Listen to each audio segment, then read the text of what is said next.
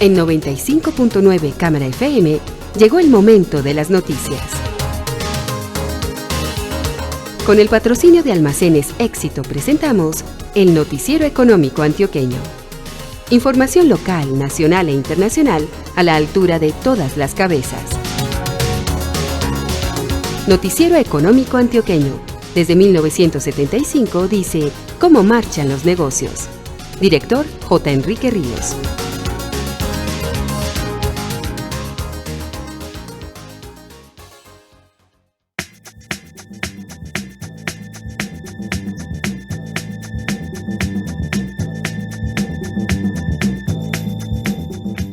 Muy buenos días, sea usted bienvenido. Hoy es domingo 1 de diciembre de 2019. Damos la bienvenida al último y más festivo mes del año.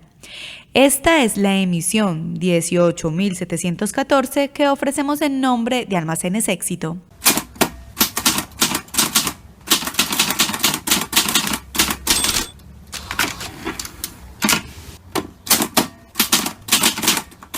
¡Ah!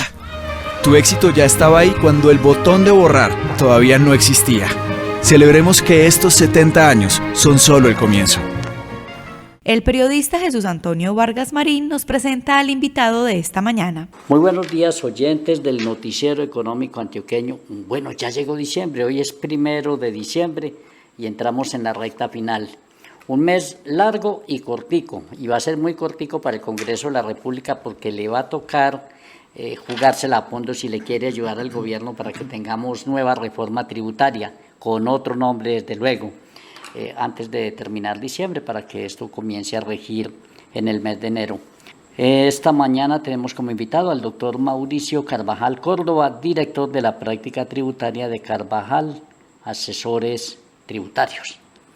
Le presento el saludo del director J. Enrique Ríos. Bienvenido al Noticiero Económico Antioqueño. Y doctor Mauricio, ¿cuál debería ser la esencia de esta reforma tributaria que ya viene en camino, que ahora le van a cambiar de nombre para que no se llame Ley de Financiamiento, como la que empezó a regir el 1 de enero de este año, que ya falta poquito para terminar? Buenos días. Hola Jesús, un gusto estar con ustedes, un saludo para todos los oyentes. Bueno, esta parecería ser una reforma tributaria de trámite, Jesús, porque si recordamos, básicamente, hace un año tuvimos reforma tributaria y la Corte Constitucional declaró inexequible esa ley con efectos a 1 de enero de 2020, básicamente por problemas de forma en su trámite. Por tanto, le corresponde al gobierno, dijo la Corte Constitucional, presentar de nuevo ese proyecto para que sea aprobado por el Congreso de la República. Cuando usted ha amaseado todos estos temas tributarios, ¿no se le ocurrió que si iban otra vez a presentar la reforma tributaria en el Congreso de la República, pues nos hubiéramos evitado demasiadas discusiones y se hubiera aprobado pupitrazo limpio, tal como quedó hace un año? Por supuesto, Jesús, quienes estamos en este sector y conocemos lo que normalmente pasa con las reformas tributarias, desde un principio sabíamos que la ley no iba a ser exactamente lo mismo. El tema tributario es un tema supremamente sensible, mucho más en la coyuntura actual, y por tanto desde un comienzo era previsible que se iban a introducir cambios como estamos viendo.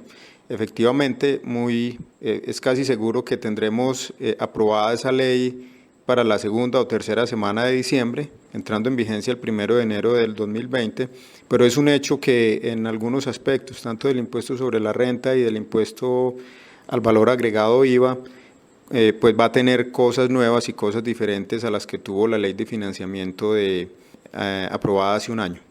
Si quiere, démosle una mirada, por ejemplo, a la ponencia que está para discusión. Se habla del IVA, porque ahora resulta que hay como una iniciativa para que el IVA se le devuelva, sobre todo a los más pobres de la población. Así es. Uno de los temas que ha planteado la OCDE es la necesidad de que el IVA en Colombia sea mucho más generalizado, y si recordamos hace un año esa era precisamente la propuesta del gobierno, reducir el IVA al 18% ampliando su base. Esa propuesta en su momento resultó controversial y finalmente no fue aprobada. Ahora vemos que el gobierno por lo menos retoma un elemento de esa propuesta de hace un año, que es establecer un mecanismo para que las personas más vulnerables, quizás estratos 1 y 2, eso es un término o es un tema que tendrá que ser definido, tengan alguna forma de que se les devuelva el IVA que pagan en la compra de bienes y servicios. Entonces, efectivamente está quedando ahí, se le llama a esa propuesta el IVA social y habrá que esperar qué metodología establece en el Ministerio de Hacienda y el Departamento Nacional de Planeación para que esa devolución efectivamente se dé a quienes realmente corresponde. Pero ¿usted conoce ejemplos de IVA social en el mundo donde se diga le devuelven efectivamente a la gente el valor de los impuestos?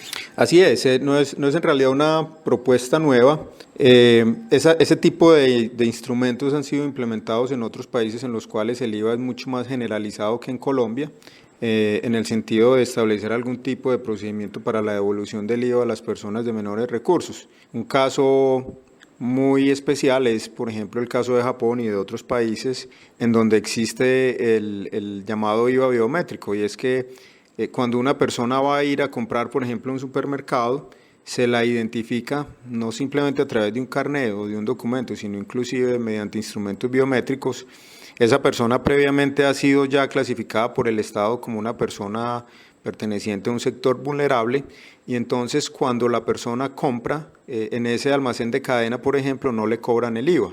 En ese caso el sistema es mucho más preciso y es mucho más eficiente porque, por un lado, la persona ni siquiera tiene que pagar el IVA y por tanto el Estado no tiene que incurrir después en un proceso de devolverlo. Posiblemente no es por ahora el caso que en Colombia tengamos un sistema como ese, pero eso lo que nos confirma es que no es una propuesta nueva y efectivamente se ha implementado en otros países. Pero es importante tener en cuenta que se ha implementado bajo un esquema de generalización del IVA. Yo personalmente creo que efectivamente en Colombia hay demasiadas exenciones y exclusiones en el IVA, y que la propuesta que hizo el gobierno hace un año en el sentido de generalizar el IVA pues era una buena propuesta. Esperemos que este IVA social que se va a establecer salga adelante y genere las condiciones para que en el futuro se pueda llegar a esa generalización del IVA que el país necesita. Si usted ha investigado bastante, ¿por qué es tan difícil lograr que haya una generalización del IVA y que incluso pues en vez del 19 fuera, por ejemplo, el 16 o el 15%, pero que cubriera todo el universo? Es una muy buena pregunta.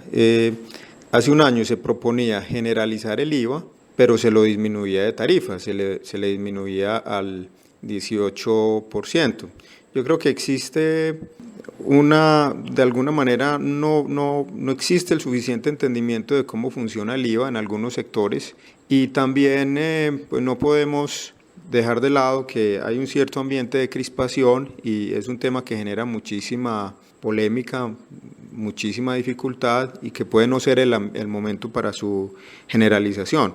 Pero sin duda sería mucho mejor tener un IVA con una tarifa más baja sobre un universo de bienes y servicios generalizado, con el proceso de devolución a los sectores más vulnerables. Sin duda eso, además, Jesús, permitiría incrementar el recaudo a través del IVA y en esa medida disminuir el impuesto sobre la renta, porque la verdad es que el impuesto sobre la renta en Colombia en este momento, la tarifa para el 2020, que sería del 32%, sigue siendo una tarifa muy alta si se la compara internacionalmente. En los países desarrollados hoy por hoy la tarifa del impuesto corporativo, o sea, las compañías, está alrededor en un promedio del 21 al 25%. En Latinoamérica se podría decir que está en un promedio que oscila entre el 24 y el 28%. Entonces, cuando hablamos de que en Colombia hay una tarifa del 32%, que disminuiría al 30% únicamente en el año 2022, pues llegamos a la conclusión de que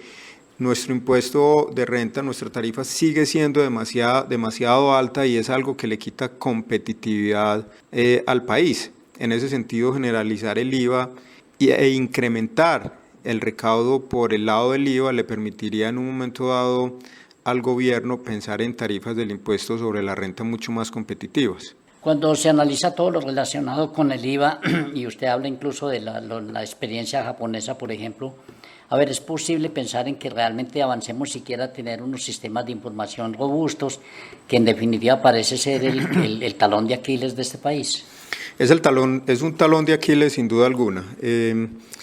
Yo creo que precisamente la OCDE dentro del proceso de acceso de Colombia, uno de los aspectos que más destacó fue la necesidad de modernizar la infraestructura tributaria y el esquema de supervisión, es decir, modernizar la DIAN, modernizar su planta, modernizar sus procedimientos.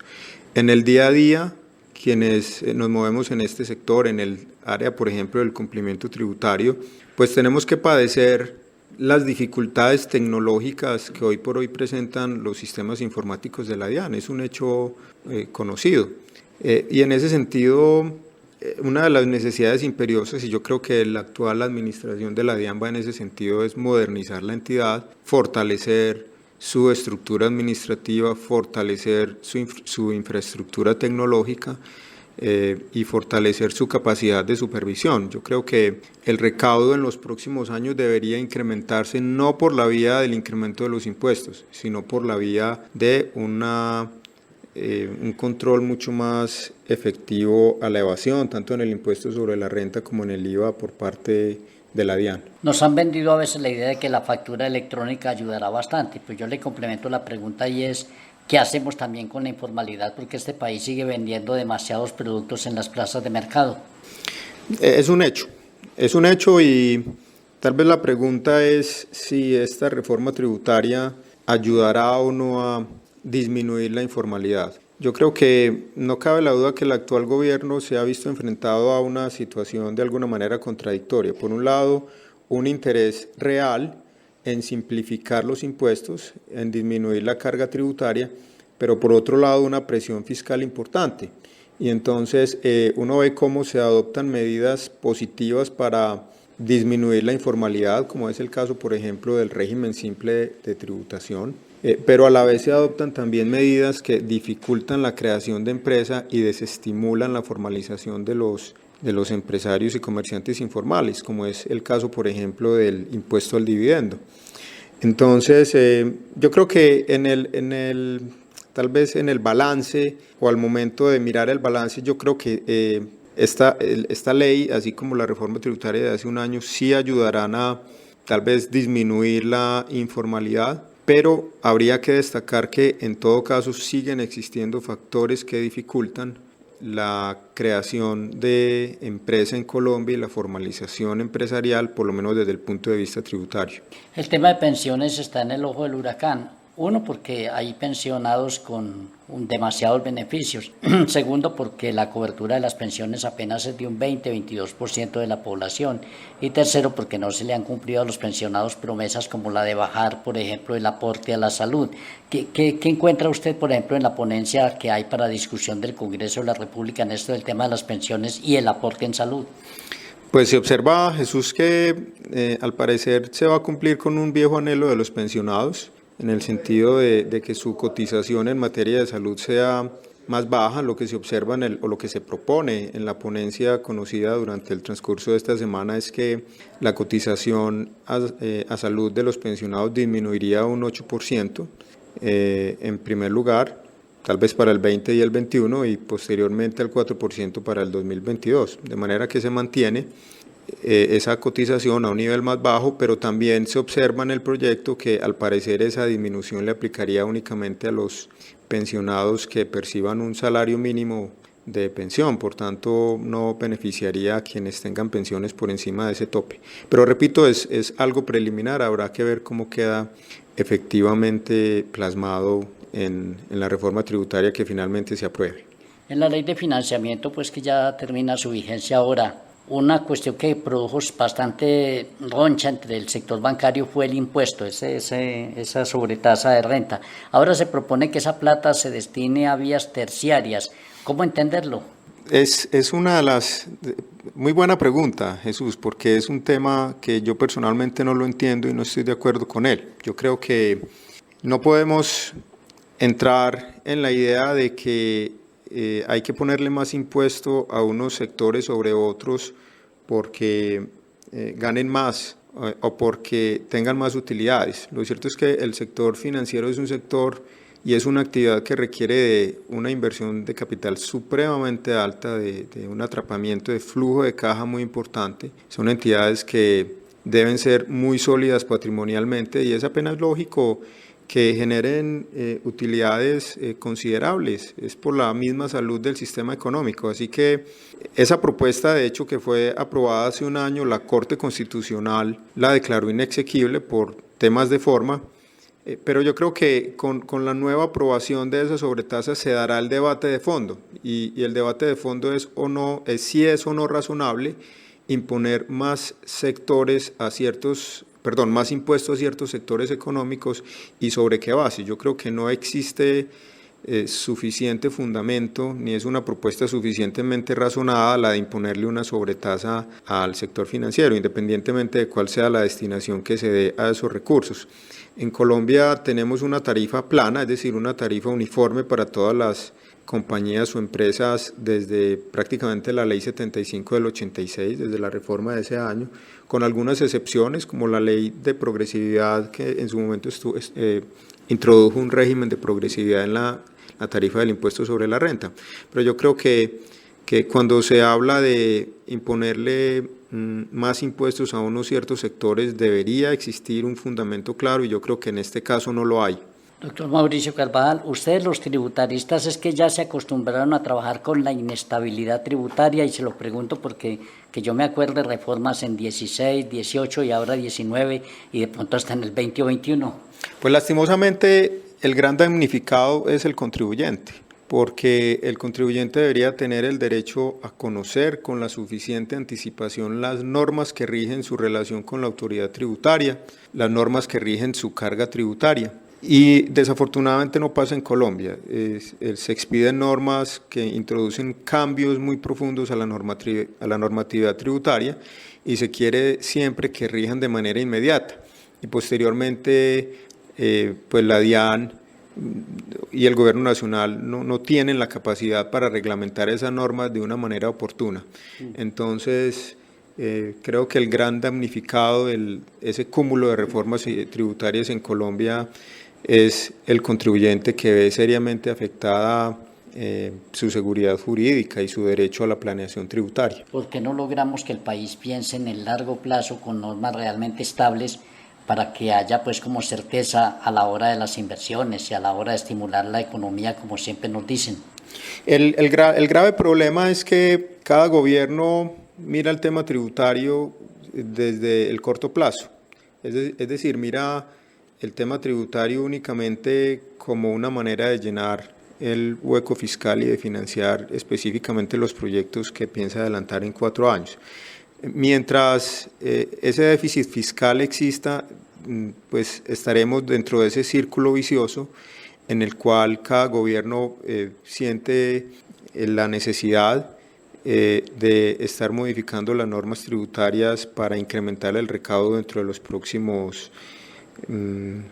4 años. Deberíamos poder romper ese círculo vicioso, las reformas tributarias deberían poder prepararse con la suficiente anticipación, no ser un tema de 3 o 4 meses que termina siendo además aprobado por la vía del pupitrazo. Deberían ser propuestas mucho mejor pensadas, mucho más discutidas no solamente con los sectores económicos, sino inclusive con la propia academia, que muchas veces se ve relegada en el trámite de las reformas tributarias.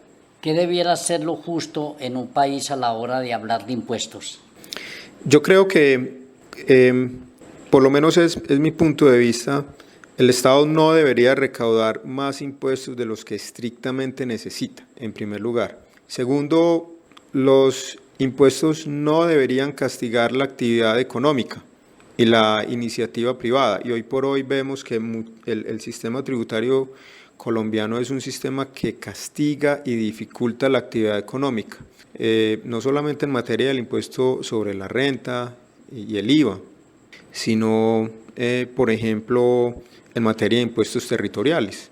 Existe tal grado de dispersión de las normas y tal carga de cumplimiento en materia de impuestos territoriales que para muchos empresarios es casi que inevitable verse abocado a la imposición de sanciones.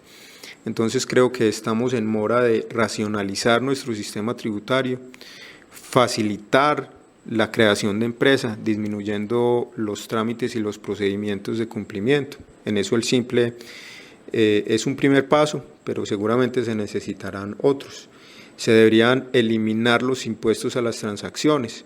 Por fortuna parecería que se va a eliminar el impuesto al consumo sobre inmuebles, que ha generado un traumatismo en el sector inmobiliario de gran tamaño. Pero se deberían eliminar otros impuestos que gravan las transacciones, como por ejemplo el impuesto de registro, que le cobran a las empresas y a las personas cuando van a registrar sus transacciones o sus operaciones, bien sea en la Cámara de Comercio o en las oficinas de registro de instrumentos públicos. A mi modo de ver, ese tipo de impuestos pues son prácticamente del siglo XIX y hoy no tienen ninguna presentación. Se debería, por supuesto, eliminar el gravamen a los movimientos financieros, porque ha sido el GMF o 4 por 1000, como también lo conocemos, porque ha sido un obstáculo para la bancarización y para la formalización de los empresarios. Entonces yo creo que deberíamos ir en esa dirección y, por supuesto, como mencionábamos hace un momento, también en la dirección de generalizar el IVA, de manera que podamos tener tarifas en el impuesto sobre la renta mucho más bajas, tanto para las compañías como para las personas naturales. Ministro de Hacienda, que se respete, siempre nos habla de evasión y elusión, y desde el punto de vista tributario, ¿usted qué reflexión hace? Ese es un tema de hondo calado, Jesús, porque distinguir ese par de conceptos pues no es siempre fácil, pero yo creo que básicamente una cosa es no pagar un impuesto a sabiendas de que se lo tiene que pagar y otra cosa es que los contribuyentes pues hagan uso legítimo de aquellos instrumentos que ofrece la legislación para disminuir su carga tributaria. Si uno tiene dos caminos para llegar a la misma parte, pues nada lo obliga a tomar el camino más largo o el camino más difícil, de manera que eso se aplica también en materia tributaria. Y una pregunta final, usted habló hace un ratico de que el gobierno no debiera recaudar más impuestos de los que necesita. Y le cito a un profesor de finanzas que dice, consumo igual a ingresos menos ahorro. Colombia no lo hace.